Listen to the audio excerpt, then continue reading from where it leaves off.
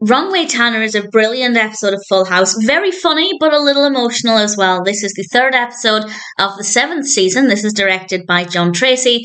And as always, there will be spoilers from now as I go through the episode and share some thoughts. I will go through the main narrative chronologically, but I'll talk a little bit about the subplot, and everything ties together really nicely. But of course, we have our intro. We have Jessie and Joey playing rock and roll music with Nicky and Alex. It's really good fun, absolutely adorable, a really nice way to start things off.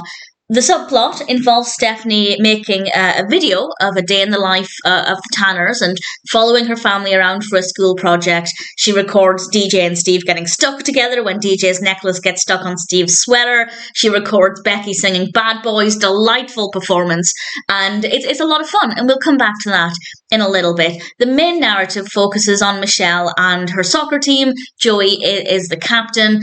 Derek is the goalie, which I have to say was adorable. I love Derek. I think he's a brilliant character. And Michelle isn't that great. And Danny seems to be too disappointed by that. I don't know why he's putting so much investment into Michelle being athletic. He points out at one point, not to Michelle, but to, I think it was Jessie or Joey, that sports just came naturally to DJ and Stephanie, and that doesn't seem to be the case with Michelle. And instead of just accepting that maybe she's not going to be athletic, he seems to push her further instead, and he's practicing with her in the yard, and he said something. Well, what he said was okay, but what Michelle said was brilliant. He said to Michelle, "The better you play, the more you're going to like soccer." And Michelle said, "I thought I liked it already." When Danny said that, my first thought was, yeah, that's how I operate. If I'm not good at something, I generally don't enjoy it because I find it frustrating. But as Michelle said, she doesn't need to be good at it to like it. You don't need to be brilliant at something to have fun doing it.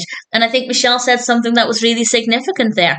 And Danny then kicks the ball over the fence and breaks Kimmy's insect inferno. Kimmy in this she was in it a little bit, and I really liked what she brought to it. Jessie tried to be the voice of reason. When Danny was pushing Michelle, Jessie was trying to say you shouldn't push her, she should just enjoy it. He didn't like baseball because his father really pushed him. And that becomes quite significant in a little bit as well. We then have a soccer match against this other team, and the parents, watch the parents, the extras who are playing the parents in the background. It's so funny. I imagine it's quite realistic. I've never been to like a kid's soccer game before, but it feels like parents would really get into this game and really want their children to win. And it's just so funny to watch.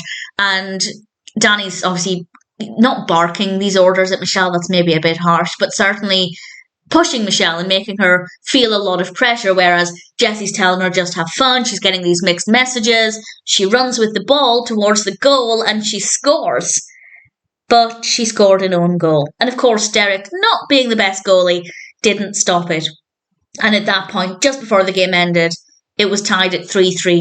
And she scored the winning goal for the other team. And she didn't realise to begin with until Aaron pointed out that they lost because of Michelle, which was horrible to hear. Yes, technically it's true.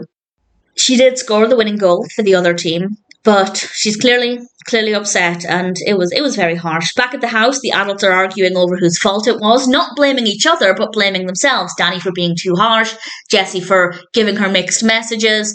I feel like the only one to blame really is Danny.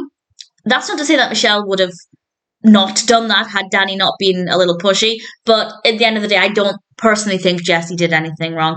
And Michelle comes downstairs pretending she's broken her leg, and they kind of comfort her. She starts to feel a little bit better, and Danny says that you can just play and enjoy it. And Michelle said, "I want to quit just like Uncle Jesse quit baseball." And I think there's an important lesson there, because that's not the lesson Jessie was trying to deliver. When he told the story about his father pushing him at baseball, it was to tell Danny to ease up, to not be so forceful. But Michelle read into the story that Jessie quit and he gave up. But Jessie did make a valid point. He never enjoyed baseball. Whereas Michelle did like soccer, as she pointed out earlier on. She may not be great at it, but she still had fun with it. And I think that's a key difference there. And she kind of thinks about this, but she still feels embarrassed. She's worried that the other kids will make fun of her. And she feels like the most embarrassed person in the world. And Joey has an idea. They all sit down and show Michelle Stephanie's tape that's full of clips that she's not meant to use. We have the clip of Becky singing Bad Boys and the clip of Joey. It's great to see the same scenes, or a lot of the same scenes, but from the perspective of Stephanie's camera, which I thought was a really nice touch. We get to see the aftermath of Steve's jumper, which is absolutely hilarious. It basically completely unraveled, and it definitely helped Michelle to feel a lot better. But Stephanie kept in the clip of Michelle scoring the goal. And my initial reaction was, why did you do that? Because it instantly dropped her mood again, dropped Michelle's mood.